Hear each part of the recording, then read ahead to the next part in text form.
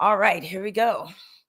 Well, I am so pleased for this very special episode of Spolitics, which is also being broadcast live on YouTube right now.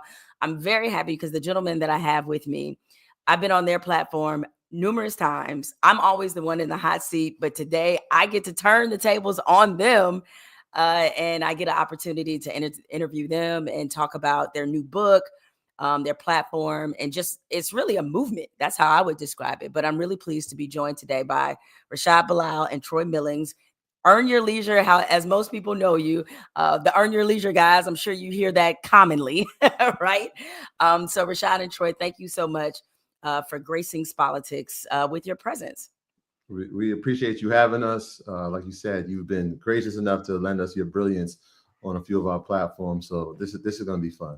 Yeah, this will be a lot of fun. We're gonna do a deep dive into your book. I'm gonna hold it up here real quick for those watching on YouTube. It's called "You Deserve to Be Rich." I highly suggest, not just saying this, I highly suggest you guys get this book. It has incredible financial advice, and mostly, and we'll get into this deeper a little bit later. One of the things I love is that you all sort of attack it from an emotional perspective, because finances and money are tied together, as you all know. But before we get deeper into the conversation about the book and about other things that are happening in the world financially, I want to ask you a question that I ask every guest that appears on Spolitics, and that is, name an athlete or a moment that made you love sports. Yeah, for me, it was the Fab Five. That was a moment in time, just they came out the gate, fashion and skills and everything just kind of combined the culture with basketball. And I was always a basketball fan my whole life, but that was like the first time I really was emotionally invested into a team, a storyline. And that was crazy, just to actually watch them. I remember they lost to Duke. That was crazy. I think I started crying when they lost to Duke. That's how emotionally invested I was in that. And like I said, just had the Michigan warm-up jersey, we was wearing a lot of Michigan apparel back then. They was definitely very influential, I think, on not just me, but the whole entire culture for sure. Yeah. So you had the black socks. Did you go bald head? Did you do long shorts? Well, I had a bald head for a minute, when I was a kid. And then I didn't really wear black socks too much, but I had Michigan apparel. I had the warm-up jersey. I remember I had the Michigan warm-up jersey. I think I might have had a starter coat. So I had a few different t-shirt. I know I had a t-shirt. I had a few different Michigan Wolverine apparel. Yeah. I hear you. What about you, Troy? I think I got a 1A, 1B, and it's probably my first memory of sport was 1985 with the Chicago Bears and the Super Bowl Shuffle. I just remember my dad having a Super Bowl party, and the lead up to that game was just incredible. So I remember Walter Payton rapping, and I was just like, oh, this is cool.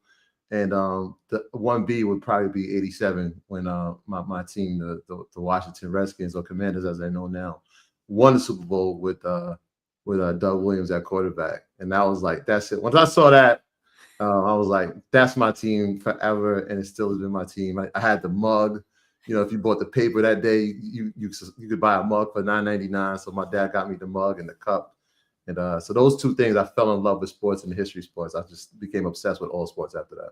Well, congratulations to you, because the Commanders, they obviously had an incredible season, and you stuck with them despite some lean years that have been some bad ownership. You have gone through a lot. So yeah. The Gusper ride. You deserve this moment. Gusper ride, all those Jason Campbell, all those years. So this year was a good one, and the future looks bright as well. Okay. Well, as I mentioned at the top of this recording, is that I wanted to dive really deep into your book, because it covers a lot about, just how people can financially kind of get themselves together, and it's for all situations. So, a lot of people I know are intimidated when it comes to money and finances and that sort of thing. But let's just start with the motivation behind it. And Rashad, I'll start with you. Is you guys have talked for years about finances and really have grown your platform. What made this now the ideal time to create or to have a book, You Deserve to Be Rich? We've been in existence for about 6 years now, so I felt like this was a good time to kind of have that legacy moment that could, stand the test of time. You write a book, that's every person's idea when they're writing a book, is that to have it, 20, 30 years from now, how we think of like Dale Carnegie and stuff like that. So being that we've been putting out content pretty much every day for the last 6 years, we had a wealth of information already online, but we wanted to just have it more streamlined as far as like a real easy go-to from beginner to end. Because we get that question a lot as far as like, where do I start? So we wanted to just kind of put everything together, have a roadmap as far as financial freedom, and really kind of explain our thesis on finance. And that was what the book came out to be. So yeah, it just felt like it was time.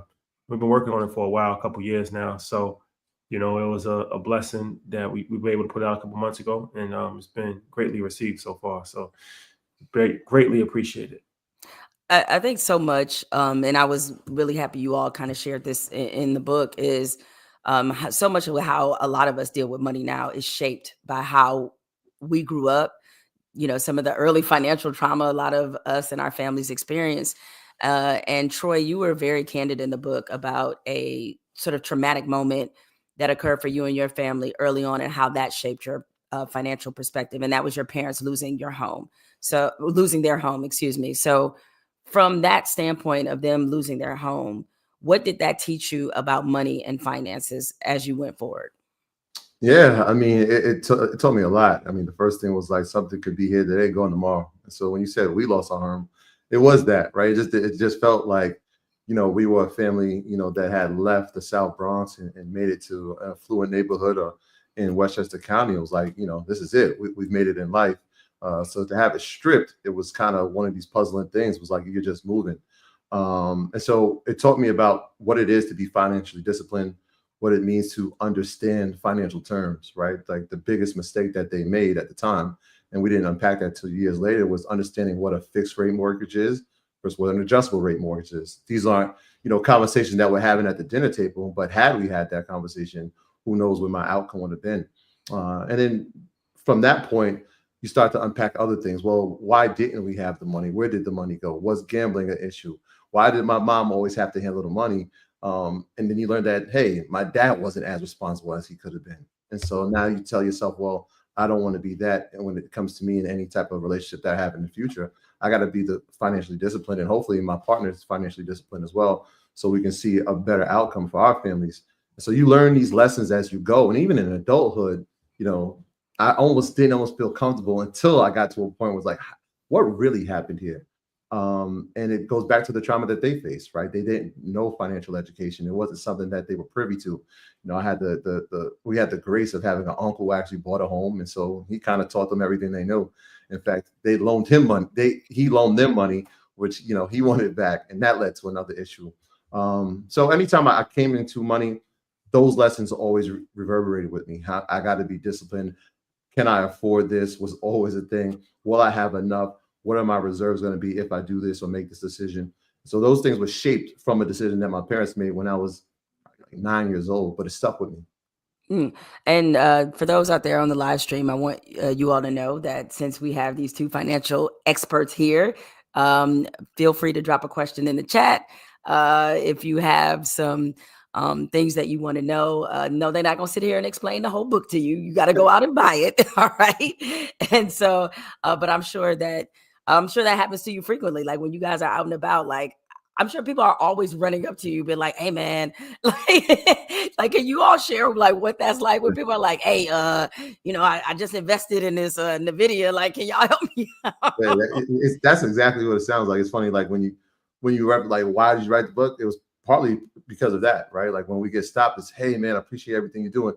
Can I just show you something really quick? Can you look at my brokerage real quick? And it's like, okay, which is great. Like that wasn't a conversation 5-6 years ago, right? People wouldn't just ordinarily show you how much they've made in their brokerage account, which I think is incredible. The fact that they have a brokerage account is great. The fact that they've made money inside of it is even better.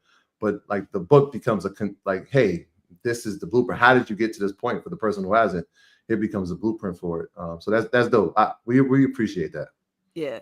Well, it's interesting that you kind of brought up, you know, people's brokerage's account, because I saw an interesting statistic, and I would love to get you all's perspective on this.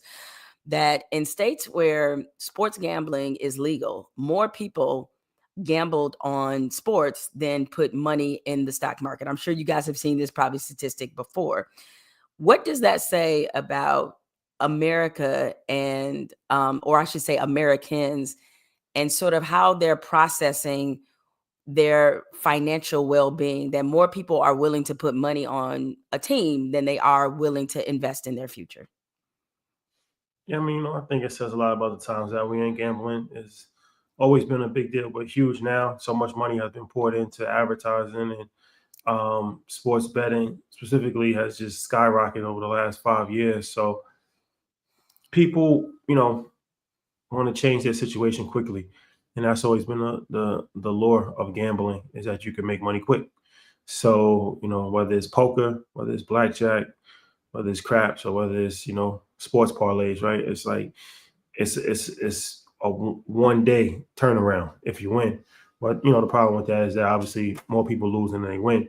So just reframing the way that people think, I think, is important. As far as that's not really a recipe to build wealth, as investing is. But investing is going to be a longer pathway. It's not going to be you're going to hit it and double your money tomorrow. So I think that it's just a matter of really having more awareness, the same awareness that is given to sports betting. You got to give that to investing. But ultimately, I think we live in a society where instant gratification is what is desired, and that's a reflection on sports betting. um John O'Brien, I had him as a guest on Spolitics, and he said something that kind of stayed with me. He said that he thought financial literacy was the civil rights movement of this generation.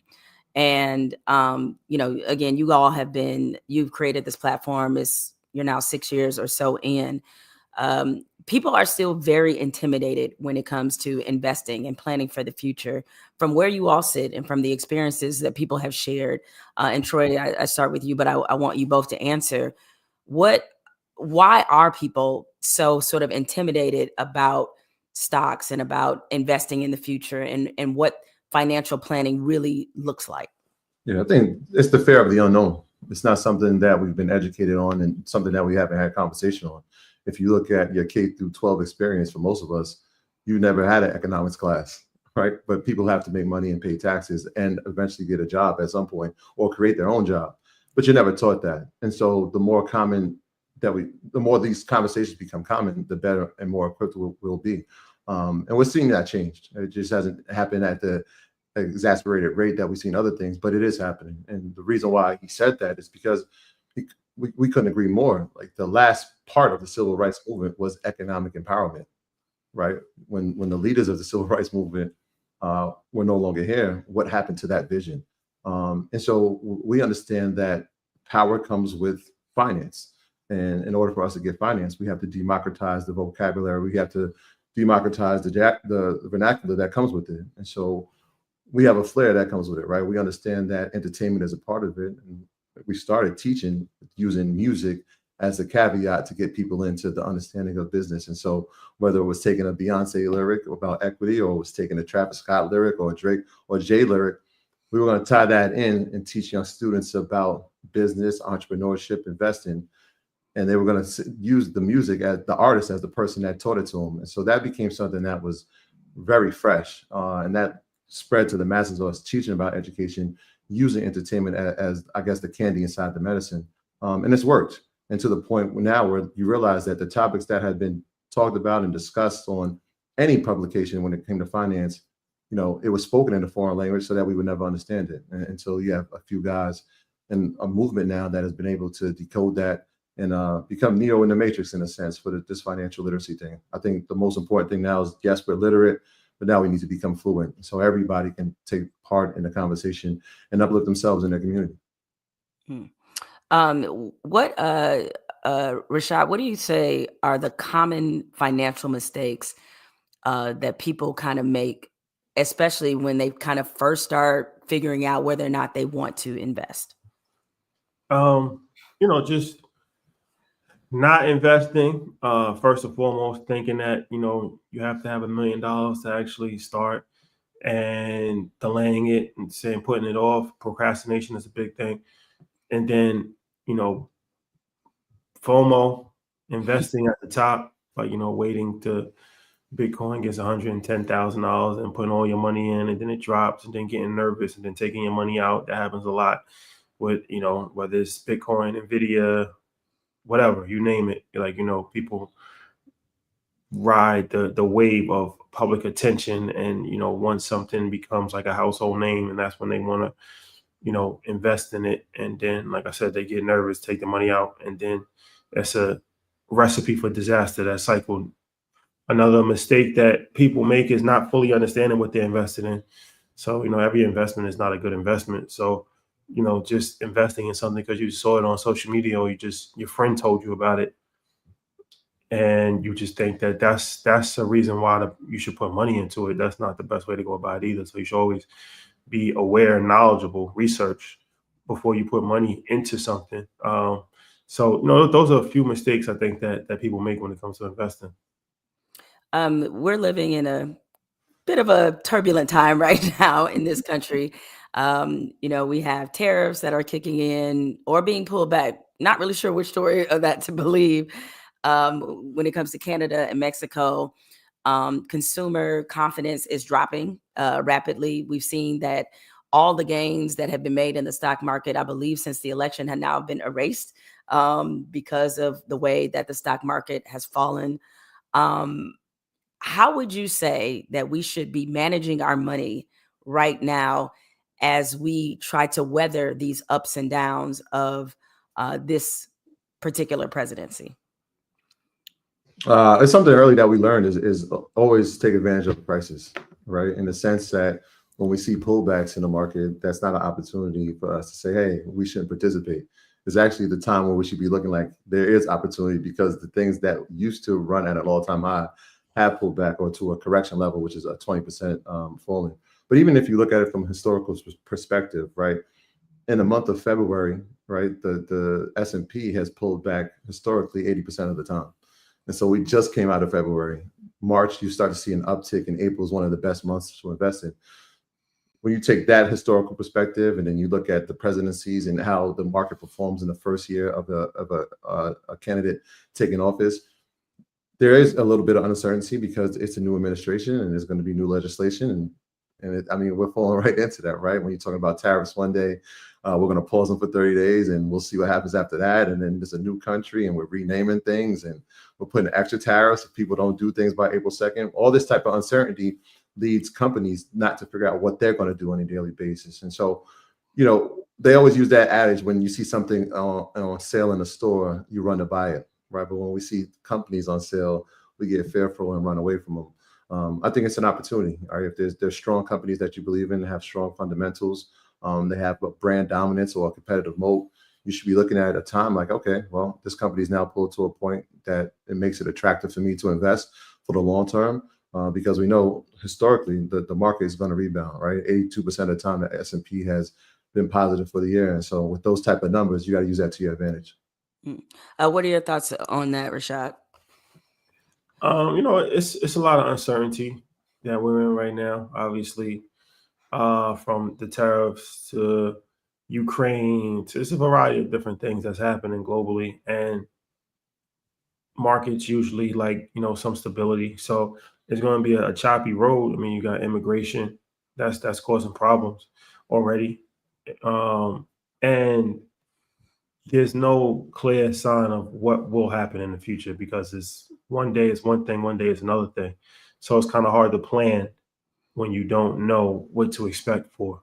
So yeah, long term stock market always goes up long term, and housing market always goes up long term. So I think it's important to kind of be aware of what's going on politically for sure, but also just as a sports analogy, just stick to the game plan. Right? Like you can't, a lot of variables out of your control, but stick to the game plan, invest in good companies, dollar cost average, which is put money in every single month. Continue to put money into the S&P 500 over the course of time. That'll be helpful for you. That'll be beneficial. I don't think it's the time to just start panicking, even though it's a lot of uncertainty. But you still want to maintain the game plan that you originally had, and I think over the long haul you'll be okay.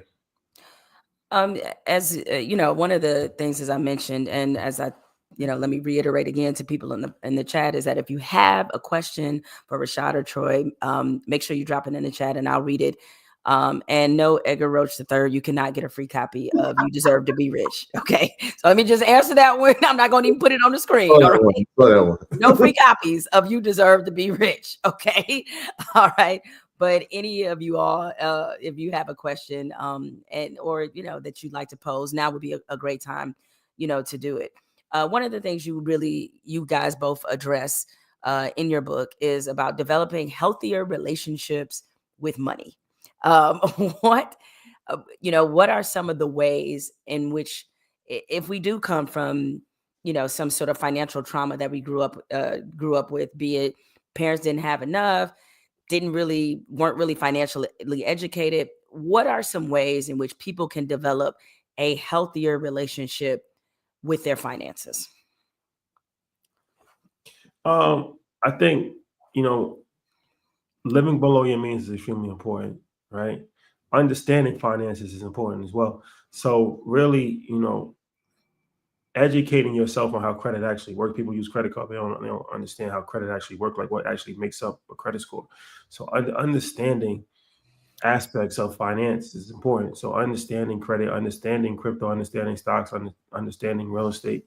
I think that helps, because the more you understand it, then the less likely you are to make foolish decisions when it comes to, your credit or home buying process and stuff like that. So there's a bunch of different resources, of course, our platform, but other platforms as well, CNBC, just read books, but understanding it is extremely important. I think, that's really the key, is to understand finance, live below your means, invest as much as you can early and often. That's really like the blueprint, as far as you have to increase your income over the course of time. So that's done through either entrepreneurship, starting side businesses, or increasing your value so you can get more higher wages in the workforce, then living below your means, and then taking the discretionary income, which is the difference between how much money you spend and how much money you make, and invest that. And then over the course of time, that is how you build wealth, right? That difference that you invest is the money that you'll have later on as a nest egg. So that's kind of like the easy, understandable, blueprint for financial freedom. And if you stick to that, you'll be okay. The problem is, it's a lot of obstacles that come in the way when it comes to that. But if you just stick to that game plan, then that's the pathway to success. Real quick before I didn't mean to cut you off, Troy, but before I get your answer, it's funny because as I was reading your book, I realized I had not checked my credit score in years. Like I actually hadn't. And so I was like, let me just go see what this credit score is looking. I wasn't worried. Let me just put that out there. I wasn't worried. I wasn't concerned that it was going to be low or anything like that. But it actually wound up being a banner moment for me, because I, especially in my 20s, I made some financial mistakes, made some in my 30s too, and then sort of rewrited the ship. And I was so proud of myself because for the first time in my life, I had 800 credit and I didn't even know it. I had no idea. I know. I was like, yes. I was like, we did it. We did it, Joe. I was very excited about this. So I thank you all, because you all gave me a moment by reading your book. I was like, dang, I should check my credit score. So thank you all for giving me that victory. So Troy, go ahead and I first want to congratulate you on the 800 club. That is not something that is common. Maybe y'all ain't new. Maybe y'all probably ain't new to that club, but like I'm relatively new. So like this is the welcoming ceremony. Right. Yeah, I think just to reiterate what Rashad said, I mean, that is the game plan. I think addressing some of those traumas, like we said in the beginning of the book, is important to recognize the mistakes and what not to do, right? Sometimes understanding where you come from will sometimes determine how far you get in financial space. But I think looking at money as an asset and a tool is important too, right? A lot of times, we work for money just to spend it. I think that in the book we even reference it as like use money as a worker and not as a coupon to spend, because it's important, right? Every dollar that we make should actually go out and make more money and bring back to us. And that's just a mindset shift that our community needs to have. We've been over-indexed on the consumer side. We haven't invested at the numbers that we would like, but we're seeing improvement. I think that's important, and creating a budget. A lot of people will say, I know my budget. I know what it is. I can't spend this much, but that means nothing, right? Like if there's not a written out plan that's formalized, then you're just doing stuff over hearsay. How much money are you bringing in every month? How much money are you bringing in yearly? How much money is going out? How much money is being invested? Having that ratio will tell you like, okay, well, this is how much I need to put to invest. Here's how much I need to have in reserves. And here's what I may need to do for charitable donations as well. And so that blueprint gives you a roadmap to follow. And as you accumulate more money, then you can shift and adjust those percentages. But having a baseline is important. All right, gonna go to the audience real quick. TST Sports Account has a question, and their question is: do you need to clear all debt before you start investing money? What say you all? I don't think you have to clear all your debt, but it's definitely a priority. I think you should, especially credit card debt. So every debt is different, but like speaking specifically to credit card debt, you should definitely have it manageable. If the credit card debt is not manageable, then that should be a top priority before investing. I think like really knocking down. There's a couple of different ways. Snowball method. I think we go over that in the book as well. But you should definitely prioritize lowering your credit card debt for sure, and at least having it at manageable levels before investing. Because if not, then you kind of robbing Peter to pay Paul. You put money into an investment, but you might have 25% interest rate that you have to pay on your credit card, and that kind of is defeating the purpose. You're not really gaining on that situation. So definitely always prioritize paying down and managing credit card debt for sure. Yeah, I think that's vitally important. And just like speaking from like personal experience, lowered the credit card debt, still had student loan debt, but still found money to invest. I think when you rob Peter to pay Paul, you become undisciplined. And it's like, and you start making undisciplined decisions inside of your brokerage account. And it's like, well, I have to make this payment. And then that's when it becomes almost like a gambling scenario. I know people like to say like investing and gambling are the same thing, and they're completely different, but they have similar tendencies. And so when you start having riskier behavior, you'll start making riskier decisions, which are actually going to hurt you in the end. So when you don't have that level of debt that you're trying to pay off, that is super high, you're going to make more sound decisions that are actually going to help you in the long term. Rashad, this next question I feel like is really tailor-made for you in light of something that I know that you're doing over in Ghana. Any thoughts? This is from Orlando. Any thoughts on ethics and finance? Expats, for example, lots of people leaving America to live abroad, and it's been lucrative for them. How ethical is it? Now, you right now currently, and you can correct me on the specifics, but you are building a compound in Ghana. Is that what it is? It's a city. Sound like death row. A city, sorry, not a compound. Like I didn't mean to make you sound like a cult leader. My bad. It's like you're building a city in Ghana. I underbossed you like by a lot. My bad. Yeah, no compound. You don't gotta drink the Kool-Aid. But you are building in Ghana, building something significant. And much like this question is, like, as you know, when we take our money elsewhere, it tends to jack up the prices for everywhere else. So one, talk to what you're specifically doing so I don't get that wrong again. And what do you think about the idea that we need to approach living overseas with a level of ethics? Yeah, I think it's important to go overseas first. A lot of people speaking have never even traveled, so it's hard to have a perspective from Instagram, right? We as far as African Americans haven't changed anywhere in the world. Like we haven't displaced any. There's never been a record other than Liberia, right? And that's a whole historical. We can go down that whole path if you're interested, but there's never been a time in world history when Black Americans have traveled to other parts of the world and displaced people and colonized. That's never happened in the history of the world.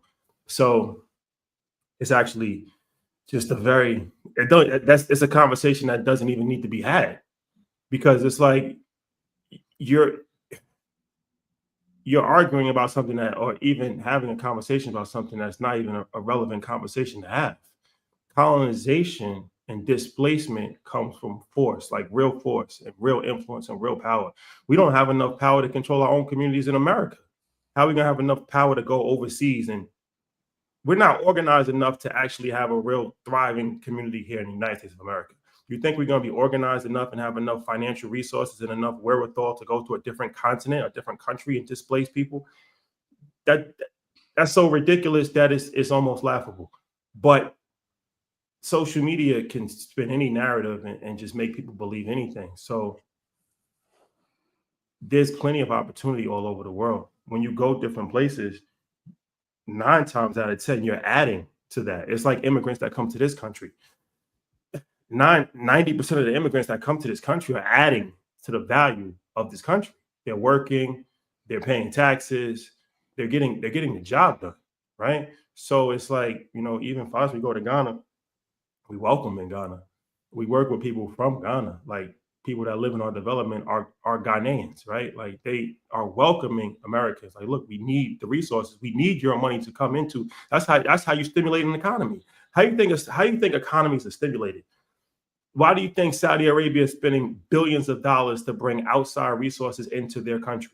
Because they understand that the oil is dwindling, and that eventually they're going to need some other form of stimulation for the economy. They don't have enough people in Saudi Arabia to do it. How do you think Dubai? You go to Dubai, 90% of Dubai's population are not from Dubai. They're not Emiratis. 90% of the people that's in Dubai are not Emiratis.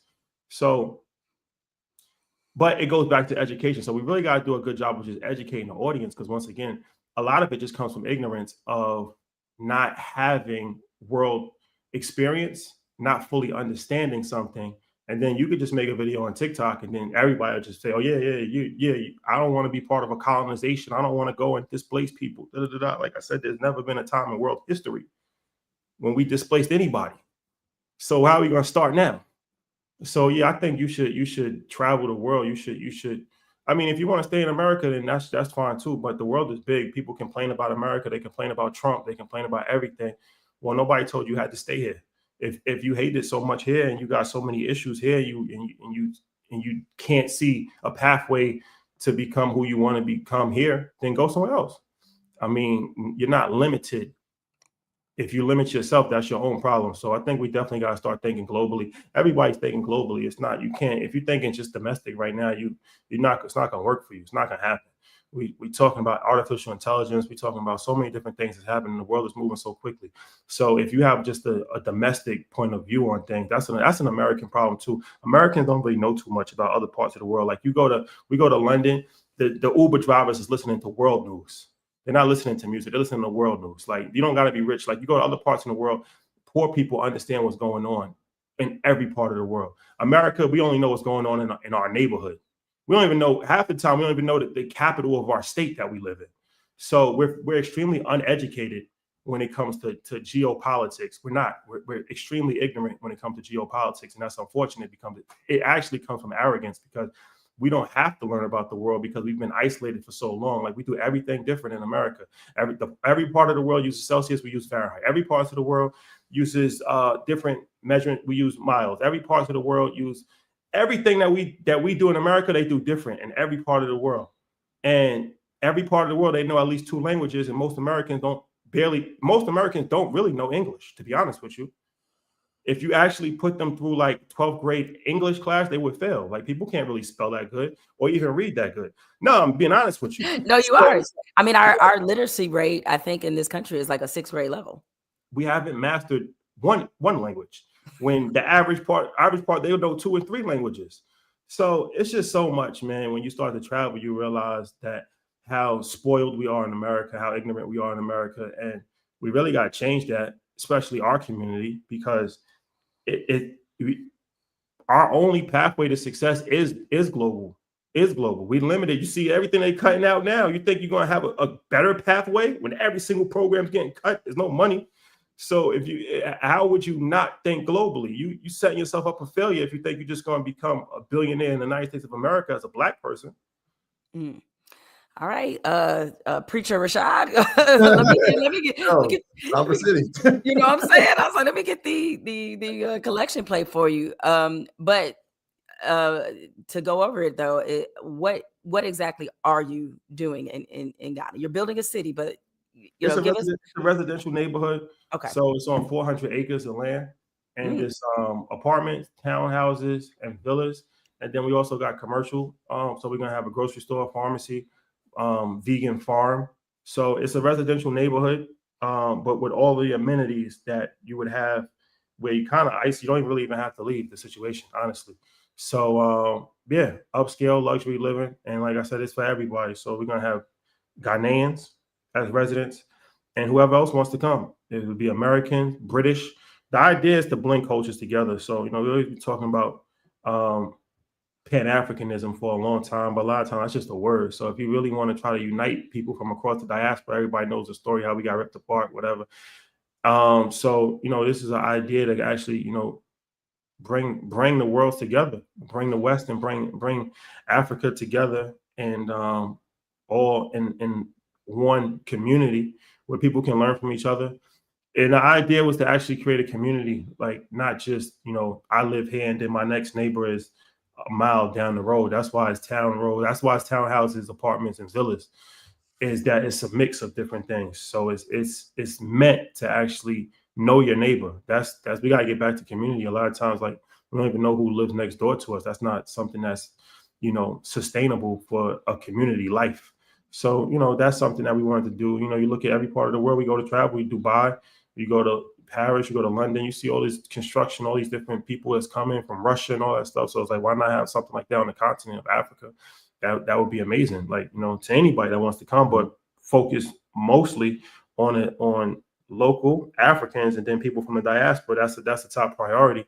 So, we had developed a relationship with some developers out there in Ghana. They already had the vision. That's another thing too. People like, oh, they don't want African Americans. They don't want Black people. And that's just, once again, it's just based out of ignorance. Like, we're working with Ghanaians. I can't speak for every single Ghanaian, just like I can't speak for every single African that's in America, but we've only been welcome. We never had any issue working with anybody. Like, we've only been welcome, very welcoming.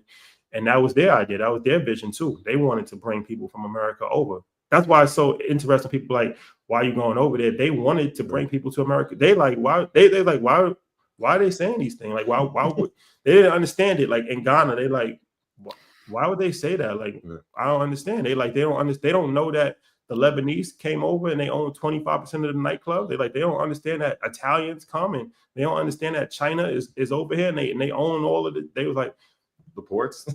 They know they're not concerned about that, but they're concerned about you. Like, why would they have a problem with that? I don't understand. It's interesting when Ghana's done a great job, just speaking on Accra specifically, in 2018 when they had the year of the return. People were really excited to go back.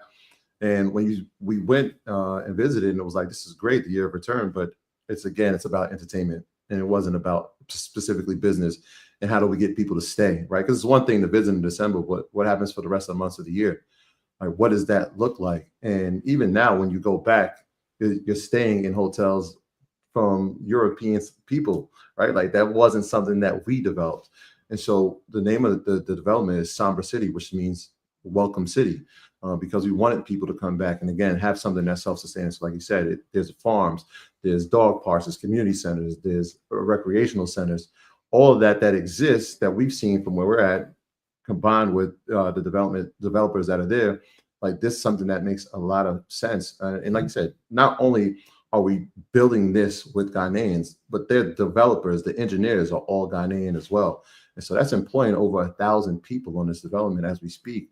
Those developers will also have an opportunity to be part of the living community. So this is something that's self-sustaining, but also something that will be replicable, right? Like, if we do this in Accra, that doesn't mean we stop in Accra. That means that we've created something that can be replicated in other parts of the continent and globally as well. Yeah. And I'm glad you explained all that, because I've been to 40 countries, I think, at this point, Ghana being one of them, Dubai I saw the seashell strip. Look, Seychelles. Listen, man. I don't. That Seychelles was really, really incredible. And who knows where the world is going to take me this year. But I said this commonly when I've talked to other people or just seen on social media, when you see people, our people especially, that are not as well traveled, is we have a lot of assumptions about other places. And my favorite, though, too, is when we think every place is dangerous. I'm like your ass can't get shot up in America. Like, anyway, I'm like, how is that more dangerous? Like, if anything, I don't know about you all's experience. When I go overseas, one of the main questions I get asked as an American is, why do y'all love guns so much? Like, they can't even fathom. They're like, so people just walk around with guns? Yes, people over here just walk around with guns. I don't know what else to tell you or whatever. So I think we can't let our ignorance stop us from understanding, the beauty in the world and understanding how the world works. It's just like it's really disappointing, and especially when it comes to Africa, how many preconceived notions that we had. Because you're absolutely right. When I went to Ghana, it wasn't the year year of return. It was, they could not have been more welcoming. Like it's probably the first, I think it's the only vacation I've ever taken. I didn't see anybody white. I mean, why would you? You're in Ghana, right? But I was like, I don't see a single white person here. No disrespect to white people, but that was very different. That was very, very different. So, yes, people, expand your worldview, understand financially what is happening globally. I want to dig a little bit more into how you guys created Earn Your Leisure. I know you guys started off kind of teaching high schoolers like about financial literacy and creating a program, as you mentioned, for the youth so that they can understand finances better. But what was the point where you all realized that Earn Your Leisure, it wasn't just a class, or it wasn't just sort of the singular thing, that it was actually a movement? It was early on. Shadi had built up Instagram following, and so there was kind of a demand for it. And then we shot our initial episodes. I remember like recording it and saying like, man, if we can get 10 people to listen, if we can get 100 people to listen, we can get 1,000 people to listen, we'd be great. That means like we got, an audience. And then the first couple of episodes, we started seeing those numbers like multiply very quickly. I think within the first 2 months, we had about 20,000 listeners every week. I'm like, all right, there's something here. And so we learned quickly, like that is going to be the foundation for everything we do. Like everything will be Earn Your Leisure in terms of like the tree. That'll be the root. And anything we create will be a branch from that tree. So obviously when we were doing it, it was like, well, people are watching us now because we're putting it on YouTube. So we need to probably create a clothing brand inside of that. So you get the apparel.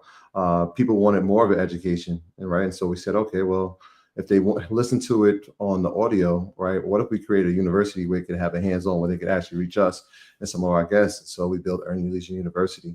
And then it was live events, right? We took the music approach where they used to have in-stores. I know some kids like, what is an in-store? Like when your favorite artist and entertainer used to come to a store and you can meet them.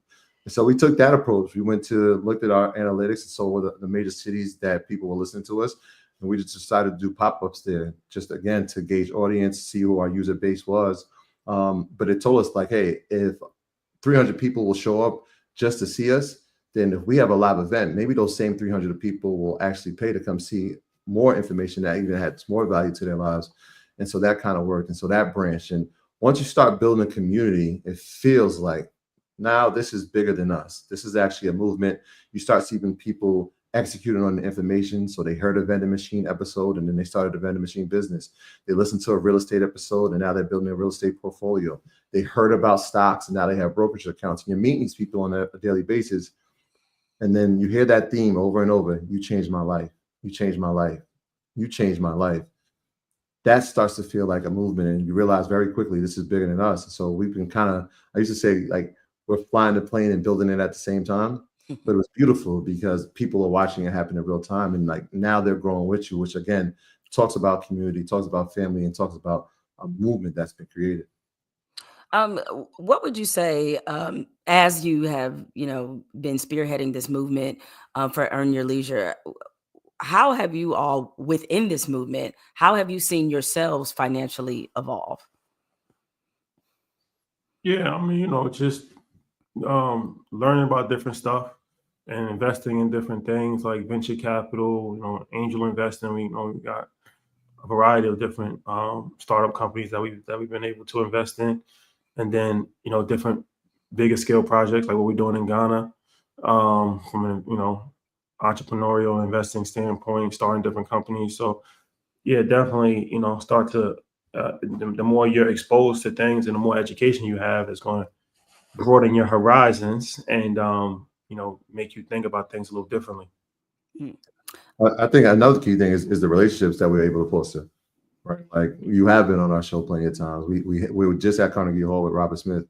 So the platform has given us an opportunity to meet some of the people that we looked up to in the world of business and finance and entertainment, right? And have relationships with them that are meaningful, that we can use as a resource, right? Like we always say, money is great, but the relationships are far, far more important. They can open doors that money can't. And so like that piece is the part that people have watched us from a dining room table to sitting at Carnegie Hall for the third year, which most people have never sat and performed at, with one of the wealthiest men that has ever been in American society. And so like that part is important. Yeah, one of the things I definitely love about you all's platform is that I'm exposed to what I call the secret billionaires, like all these Black people that are making a lot of money. I was like, I had no idea.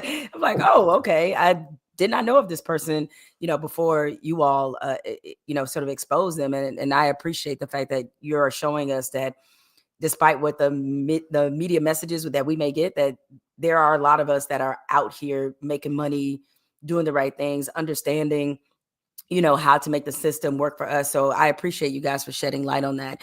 You mentioned relationships, and one of the things you talk about in You Deserve to Be Rich, your book, and again, if I sound like a broken record, I intend to. I know what it's like to sell a book. You all buy You Deserve to Be Rich, available wherever books are sold. Where are books sold? Everywhere, y'all. Like, it's like I feel like I always have to tell people that Amazon, Barnes and Noble. Of course, if you know of a good Black bookstore, buy from those, especially independent local bookstores. Very important that you do that. But one of the things you talk about, and I'm finding myself in this space now in my own family, is about having those conversations about finances with your parents. And this has been, this is tricky because we know that the dynamic shifts is, eventually the children become the parents of the parents, right? It's like, especially like as they get older. I told my mom, to tell a personal story, like, my mother, to my knowledge, has never invested in anything, like never invested. She thankfully, like her house is paid off, but she's never invested in stocks. And as a gift to her, me and my husband, for her birthday, we said, hey, here's a set amount of money we'll give you and put it in the market. Now, this was maybe in 2020, 2021. Has my mother actually taken us up on that? No. And you all know what she could have had by now. And I mean, the investment was 10,000. And so what she could have had now versus just so she could get in the habit of sort of building her wealth, if you will. Because one of the things I love about your book, another thing, is that it's not too late at any age to do this, right? But you find when you have these conversations, and we weren't even asking her to do anything risky. We were just like, hey, Edward Jones, we set her up.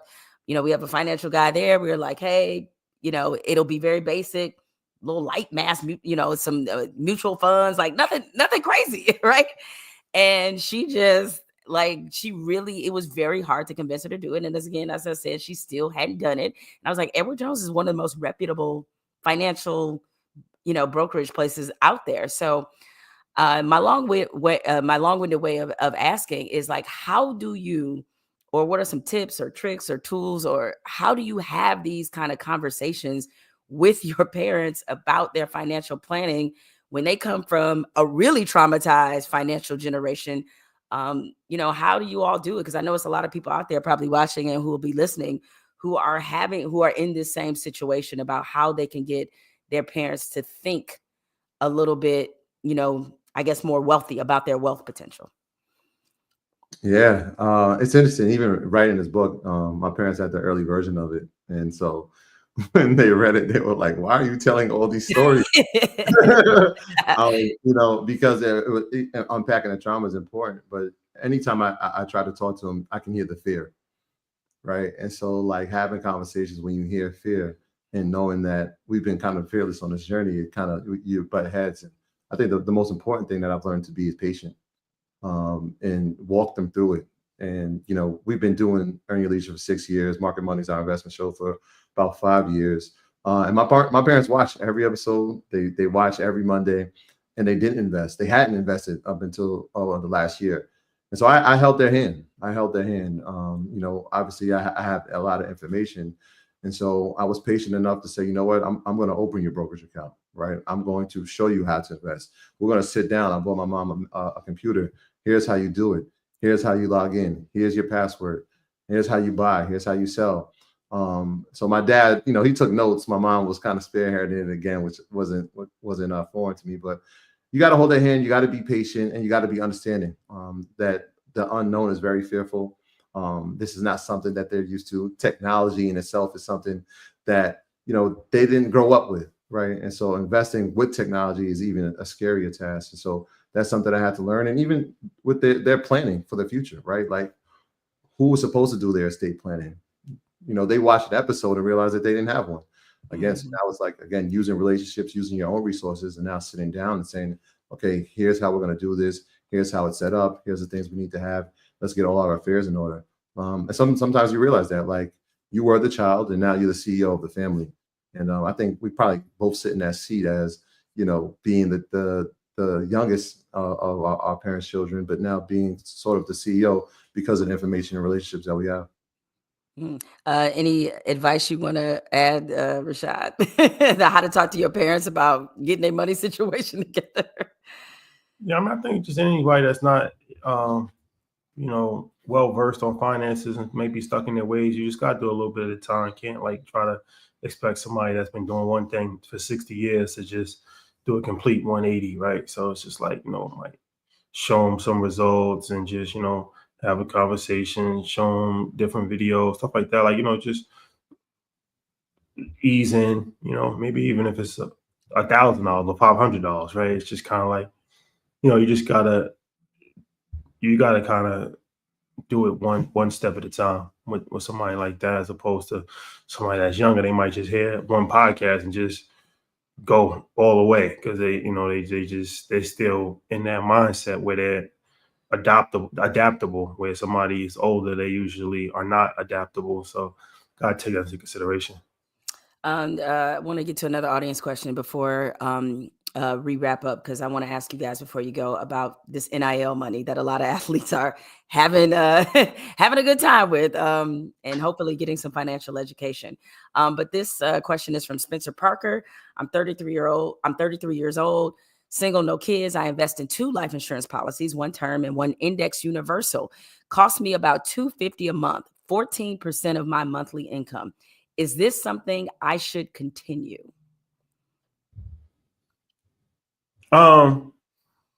So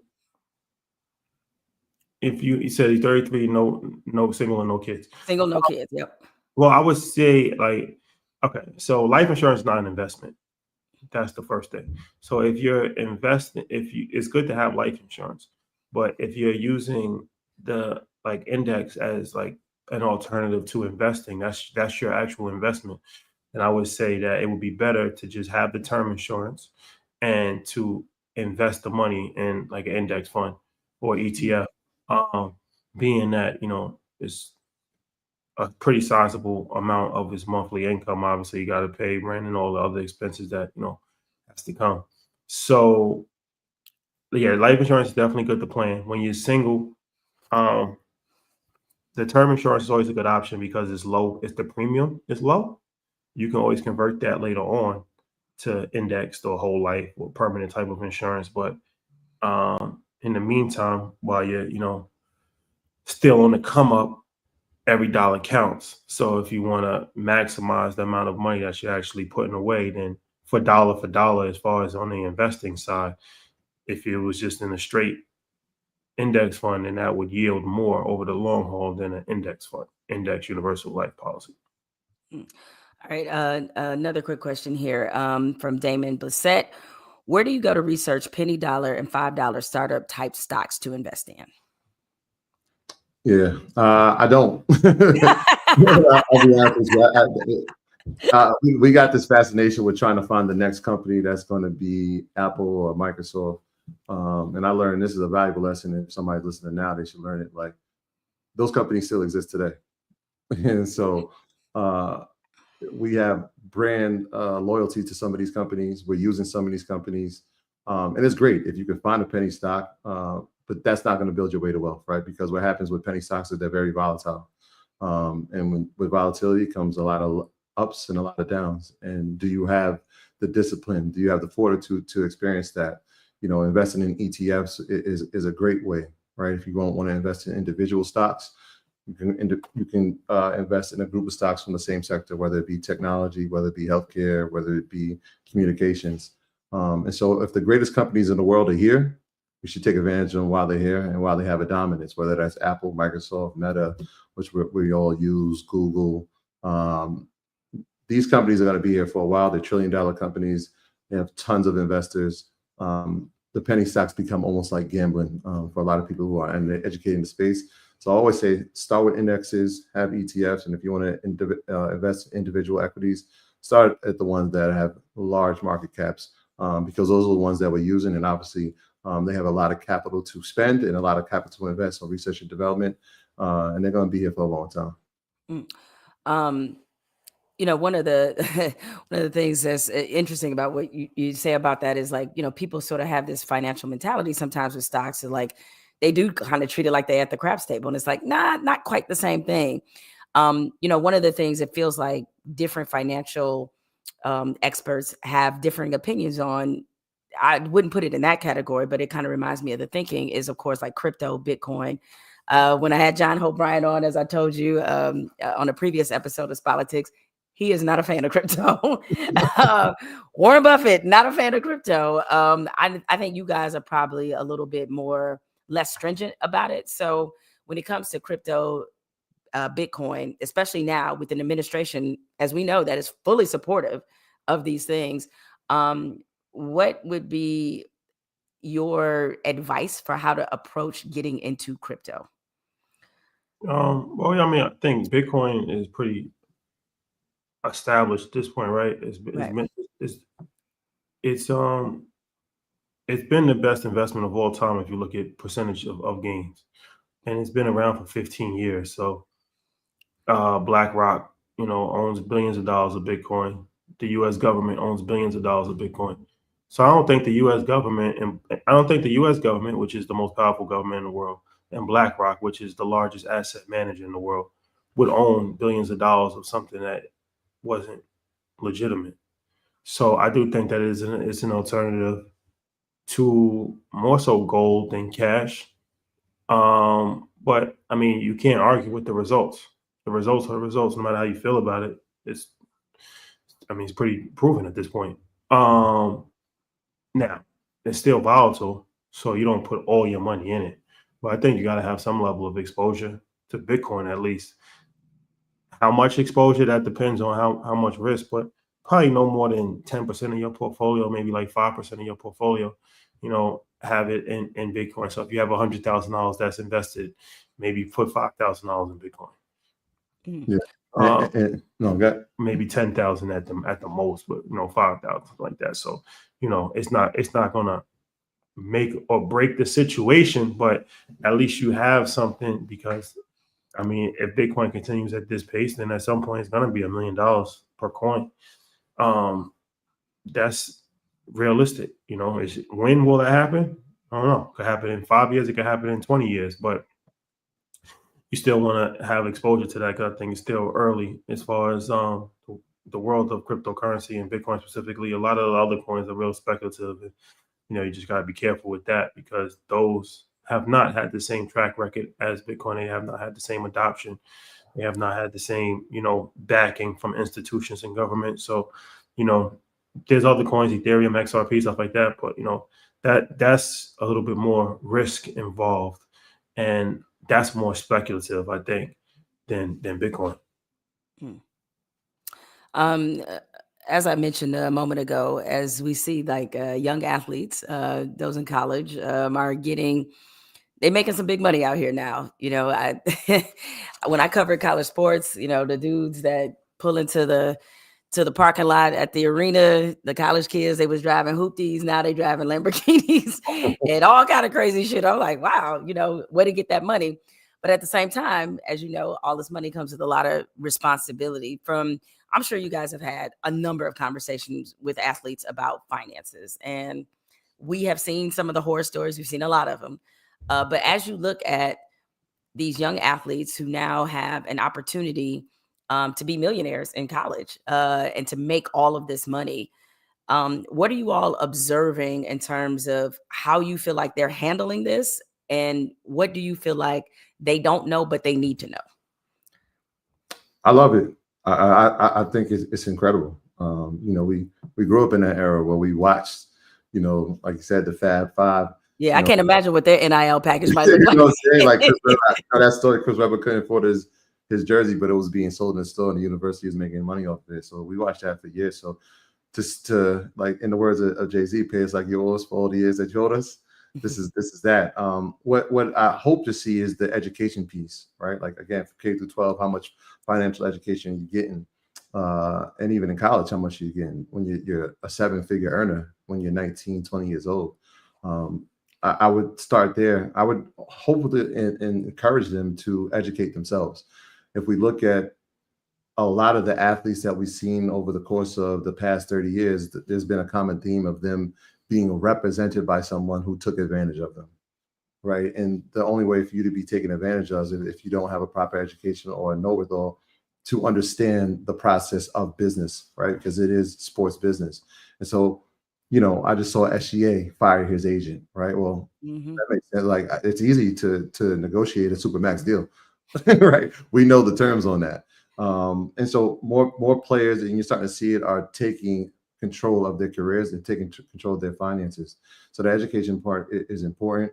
I think a tax professional inside of their team is important, right? That's the part that nobody talks about. Yeah, he made $6 million, but yeah, he lives in California, right? Or she plays for USC, right? So there's a tax code that they have to abide by when they're getting these endorsement deals, and nobody talks to them about that at that level, right? Because again, most of the times your parents didn't come from a 7-figure background, and so now you're the first person. And how do we figure this piece out? So educating yourself, surround yourself with a great team, definitely a tax professional, and then learning alternative investments. Like, yes, you're a professional athlete, and yes, you're making money now, but how long is your career going to last? Some of these guys in college football, right? I'm looking at them like, yeah, this is great. They're not pro prospects. And so you're making money in college at some of these amazing universities, but what does your career look like in 5 years when you're not playing football? So take advantage of the time now and make smart investments and educate yourself.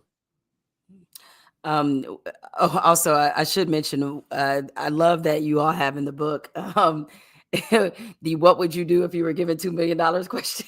Because I was like, let me ask my husband and see what he said, and he did not say he would quit. So, like, which was all good. He's like, no, I wouldn't quit my job for that. I felt like he would say that. I would not either. Though a lot of people, it shouldn't be stunning the number of people who actually said that they would quit their job with $2 million. Might sound crazy, but no, you shouldn't quit. I asked that question as a teacher. Oh, did you? Yeah. So I asked him, I'm like, yo, if I gave you $1 million today, would you quit? And the majority of my colleagues said no. Okay. And then they asked me, and I said, yeah, I would quit. And they were like, well, why? Well, I was like, well, let's do the math, right? If we make $100,000 a year as a teacher, and we get taxed in New York, we'll probably make $68,000. How many years just from the earnings at $68,000 would it take us to get to $1 million? I think it was like 13 and a half years. So I said, all right, so I could take that 13 and a half years right now today. I'm sure I could figure something out. Right. Invest it, create business, scale. Like, I could change that into something. And when they looked at it from that perspective, they were like, wait, 13 years back of my time? Yeah, maybe I quit.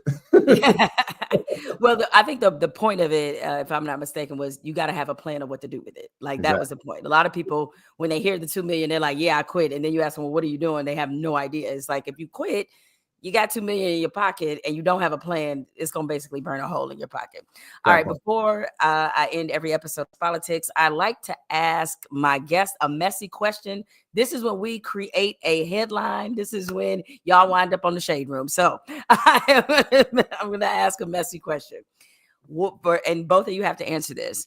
What is the stupidest thing you've ever purchased? What was it and how much did it cost? Stupidest thing I've ever purchased.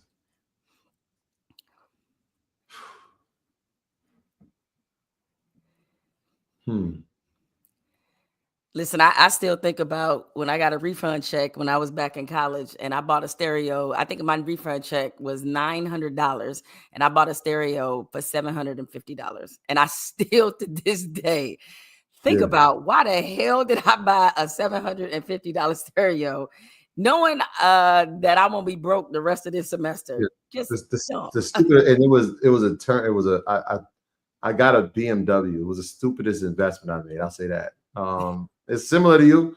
I was like, yo, I want a BMW. You know, I'm Jamaican, so we love BMWs. So I had to get one, and I think I was making like $1,400 a month, or maybe less. I think it was like $1,200 a month. $1,200 a month. I'm like, bet. Went to the dealership. I'm like, yo, I want this BMW. I'm like, yeah, test drove it. Let me have it. He sat down, he did all the numbers. He was like, it's gonna be $575 a month. And I was like, okay, let me have it. Like, so it was basically half your income for the half of my income. But I did it was a 6-year finance. I was like, oh my gosh. After a while, I'm like, oh, I could afford the payments, but I can't afford the maintenance, right? Because that's one of the things on these foreign cars. Like, it doesn't matter what year it is, the parts stay the same and the prices stay the same. And so it was a 2005, and the year I got it was 2007. So I was already 2 years, and then over time, that maintenance. I was like, what was I thinking? Half of my income? That's ridiculous. How did you get out of it? So I ended up, this is crazy. I ended up paying it off after a while. I obviously made more. At that time, I was a teacher assistant. By the time I finished paying it off, I was a teacher. So I made more money. And then it didn't have like 4-wheel drive. And if you live in New York or you live in Detroit, in the snow, you're done. So I really couldn't drive. So I was like, wait, you bought a BMW that didn't have 4? Yo, come on. Man. This is a vulnerable moment. Oh, my bad. You're right. No shame. We listen and we don't judge. Free. Yeah, but I got it. I had my daughter was born, and I was like, I can't be driving the snow like this. So I got a truck and swapped it out. All right. What about you, Rashad? What's the stupidest thing you ever bought, and how much did it cost? I'm building a house right now, so that's probably the stupidest thing I ever did. So, to be determined how this thing is gonna work out. Eventually, hopefully, there's be light at the end of the tunnel once it's done. But that's definitely a regrettable decision for sure. But building a house, wow. Yeah, I wouldn't advise anybody to build a house. We neighbors. Oh. Yeah. I was like, did you also do a new build too? We live 2 houses down. Oh my gosh. Yeah. Well, what are because I've had friends I have 2 friends who built houses. They had fairly positive experiences, but what is the pitfalls we don't see coming with the building the house thing? Because I've entertained this. It's just a lot you just gotta be aware of as far as like, the land topography. You gotta make sure that there's no issues with the land. I had issues with my land. So you got to make sure there's no issues with the land, environmental stuff, contractor. You can have a good contractor, or you can have a con artist contractor. A lot of contractors are con artists. So, dealing with that, and then unexpected costs, and then delays in construction, and then weather, and then you got to get permits, and then you got to go to the town. And some towns, it might take a year for the town to approve your blueprints, and you want to change something. You got another 6 months. You got to deal with engineers. You got to deal with architects. You got to deal with electricians. You got to deal with plumbers. It's not as easy as it seems. So yeah, it's a lot, man. It's a lot easier just to buy a home that's already built. Okay, I slightly lied. Really, I'm gonna let you go after this, but I was just wondering because I didn't realize you guys live that close to each other. So you work together, you live very close to each other. Yeah. Do y'all fight? Like, do y'all ever have arguments or like what? I thought about this the other day. We've never fought. Like we played and we went to the same high school, so we know each other since middle school. I don't think we've ever fought. I've definitely seen fights. But we've never fought. Do we argue? We disagree. More than argue, we disagree. But I think we understand there's a mutual respect for both sides, both perspectives, and we both Pisces, so we're never wrong. So that we just argue till we just stop, and then nobody ever wins. So Okay, because listen, we've all seen way too many behind the musics and way too many documentaries, a great R&B groups that broke up. So like, yeah. So I'm gonna see him when I take out the garbage. So we'll see. Right. Well, listen, Rashad and Troy, thank you all for joining me. I really appreciate all your knowledge, all your insight, and more importantly, you guys have really changed lives with your platform. And once again, everyone buy the book, You Deserve to Be Rich. It really is stock full of gems. And not only that, you guys literally lay out a blueprint about how people, doesn't matter how much you're making per year, investments are not just for rich people. It's for really every income level. And I think by you all sharing people's personal stories about how they were able to invest, making $40,000 a year or $50,000 or $60,000, I think it's quite inspiring and gives people the courage to actually try this. And to also kind of lose a lot of the financial shame that either was passed down to us or that we just carry in general, thinking about the BMW that we shouldn't have bought. Or actually, to be honest, that wasn't my worst financial mistake. The financial mistake I made was in real estate, is getting involved and trying to flip houses and didn't know shit about real estate. That is definitely the worst investment I made. But that's for another podcast. Next time I'm on you all's platform, have me back. Ask me about, don't ever do that. Okay. All right. But no, your platform, your knowledge has been extremely helpful. And so I encourage people to check you all out. Definitely do Market Mondays, which are extremely enlightening, helpful, and particularly for those who are already investing, and definitely for those who want to invest. So thank you all for joining me, and good luck with everything else you're doing. We appreciate you. Thank you. Thank you. All right. Take care.